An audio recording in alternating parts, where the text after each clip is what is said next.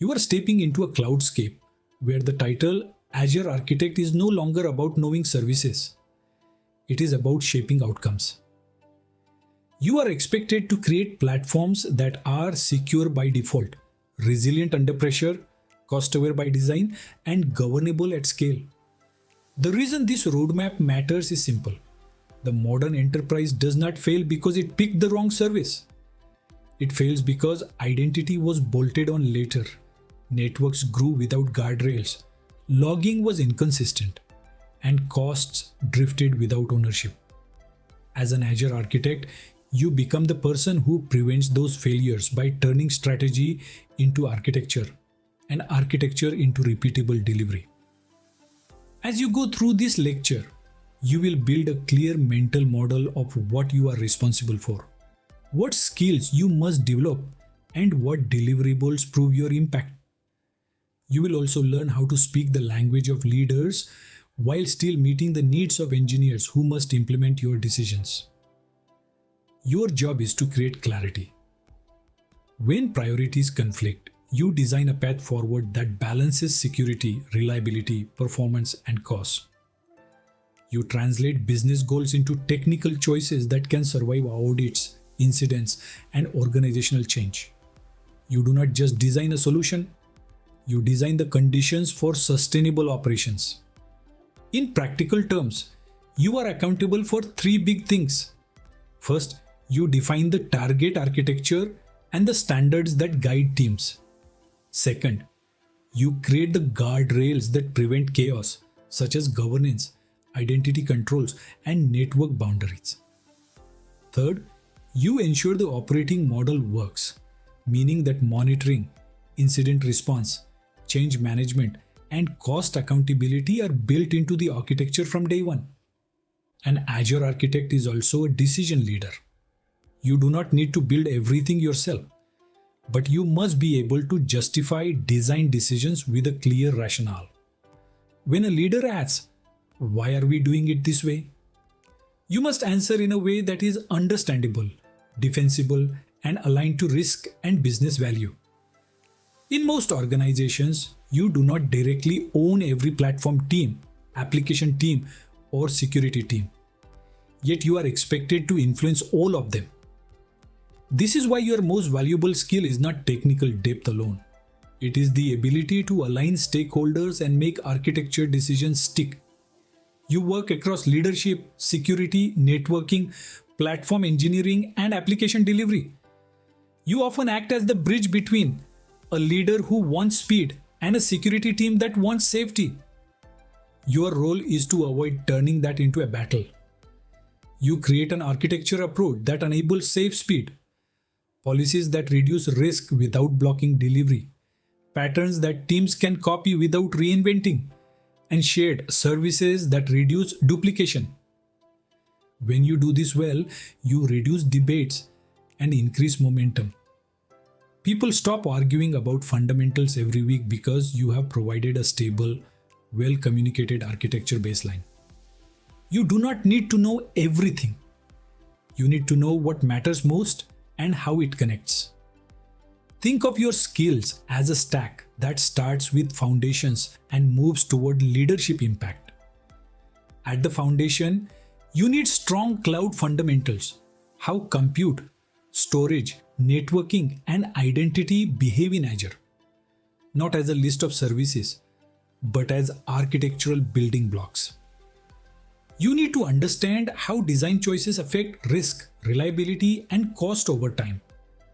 Next, you need platform architecture skills. This includes designing subscription and resource organization, governance guardrails, networking patterns, identity access patterns, and standardized monitoring. This is where real-world architecture becomes real-world stability. Then, you need solution architecture skills. This means you can take a workload, understand its needs, and select the right patterns. You can design for resiliency, data protection, performance, and compliance. You can explain trade-offs, not just features. Finally, you need leadership skills. You can run architecture reviews, influence priorities, create roadmaps, and communicate clearly. You can speak to executives about risk and cost, and speak to engineers about constraints and implementation pathways. This stack is what makes you employable, promotable, and trusted. To make this practical, let's define your responsibilities in the way leaders measure outcomes. You are responsible for creating a reference architecture. This is the shared blueprint that teams follow so they do not build everything differently.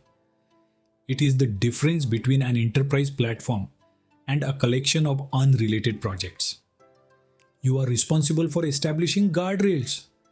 Guardrails include governance policies, identity standards, role-based access control approach, network segmentation decisions, and logging requirements. Guardrails are not bureaucracy. Guardrails are the reason your environment stays manageable after the first 50 deployments. You are responsible for architecture decision making. Every major platform has recurring decisions. How you segment subscriptions, how you manage identity, how you handle private access, how you log and retain data, how you handle encryption keys, and how you manage costs. Your job is to make these decisions consistent and documented. You are responsible for enabling delivery. This means patterns, templates, and shared services. When teams can deploy in days instead of months because your baseline exists, that is architectural impact. You are responsible for operational readiness. A design is not done when it deploys. It is done when it can be monitored, secured, audited, and supported. Leaders trust deliverables. Engineers trust deliverables. Deliverables are how you convert ideas into action. One core deliverable is an architecture blueprint.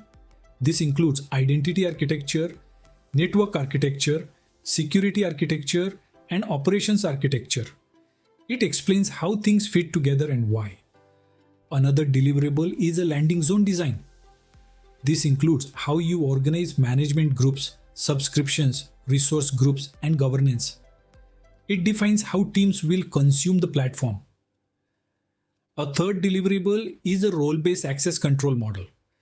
It defines how access is granted, where privileged access is used, and how least privilege is enforced.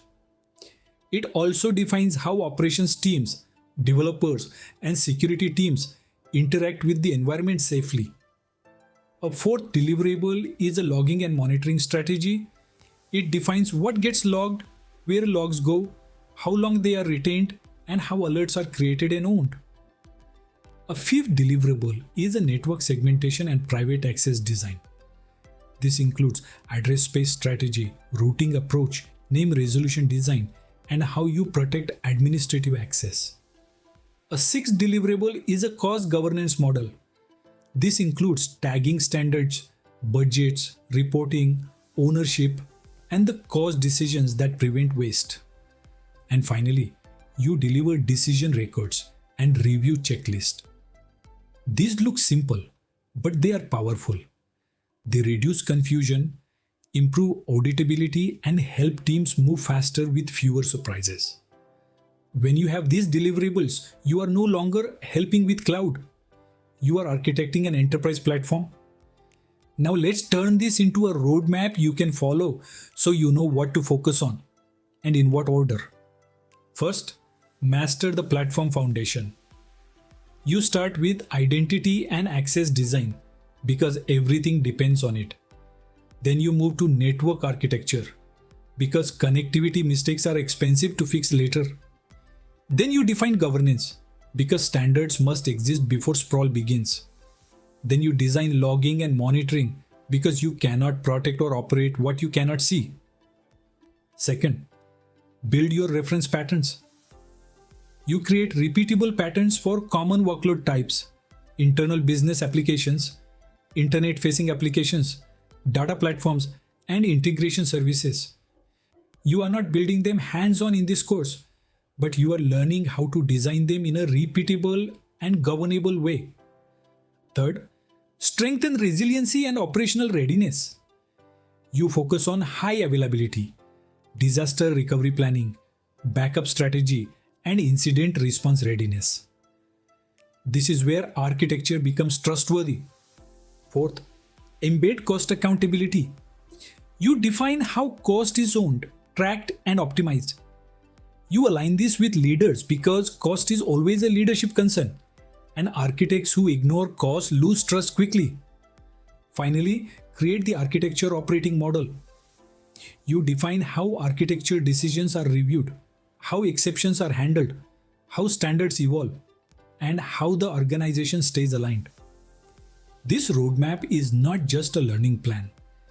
It is a blueprint for how real architecture programs succeed. A common mistake is trying to design the perfect architecture. Real architecture is not perfect. Real architecture is a set of trade-offs that are clearly understood and intentionally chosen. For example, a highly locked down environment can slow delivery if it is designed without developer experience in mind. On the other hand, a fast and open environment can become unsafe if governance is weak. Your role is to design a balanced approach where security is built into the platform, not added as friction later. Another example is cost versus resiliency. Maximum resiliency can increase cost. Maximum cost savings can reduce redundancy. Your job is to align the resiliency level to business criticality and communicate that clearly. You succeed when your trade-offs are transparent, documented, and aligned to business priorities. Leaders do not want a tour of services. They want assurance. They want to know risk is managed, costs are controlled, delivery is enabled, and compliance is supported. When you communicate, you should frame your architecture using outcomes. You explain how identity design reduces breach risk. You explain how network segmentation limits blast radius. You explain how logging and monitoring improves detection and response. You explain how governance prevents sprawl and supports audits. You explain how cost controls protect budgets and prevent surprises. You also give leaders a roadmap with priorities. Leaders love clarity. When you say, these are the first 3 architecture foundations we must establish before scaling adoption, you sound like an architect who can be trusted. Engineers want architecture that helps them deliver. They want fewer meetings and more clarity. Your job is to provide patterns, guardrails, and decisions that reduce cognitive load. You do this by defining standards that are easy to apply. You provide reference diagrams that show the expected approach. You provide decision records so teams understand why. You provide review checklists so they know what good looks like. When you communicate this way, engineers stop seeing architecture as a gate. They start seeing architecture as the paved road. Let's talk about what goes wrong in Azure environments and how your roadmap prevents it. One failure pattern is identity sprawl, where access is granted inconsistently and privileged roles are overused. You prevent this by designing role-based access control, privileged access strategy, and clear ownership boundaries. Another failure pattern is network complexity without clear boundaries. You prevent this by defining hub and spoke patterns, segmentation strategy, and private access principles early. Another failure pattern is logging gaps. You prevent this with the logging standard that defines what is required, where it goes, and who responds to alerts. Another failure pattern is uncontrolled cost growth. You prevent this with tagging standards, budget controls, ownership, and cost review processes. Another failure pattern is unreliable applications due to poor resiliency design. You prevent this by aligning availability and disaster recovery strategies to business criticality from the beginning.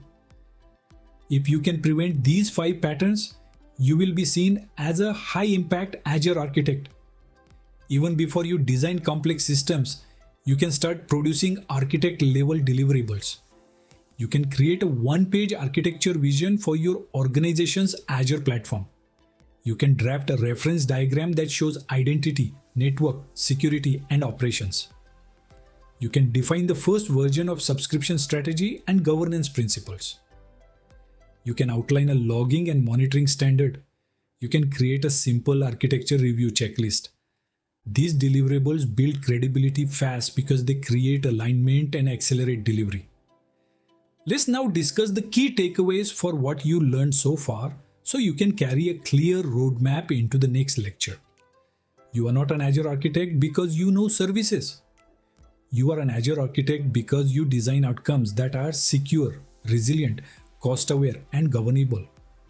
Your responsibilities center on reference architecture, guardrails, decision-making, enablement, and operational readiness. Your deliverables prove your impact.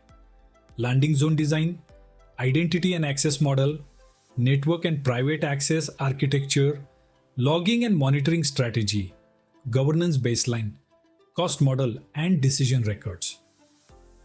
Your roadmap should prioritize foundations first: identity, network, governance, and observability. Then expand into resiliency, cost accountability, and the architecture operating model.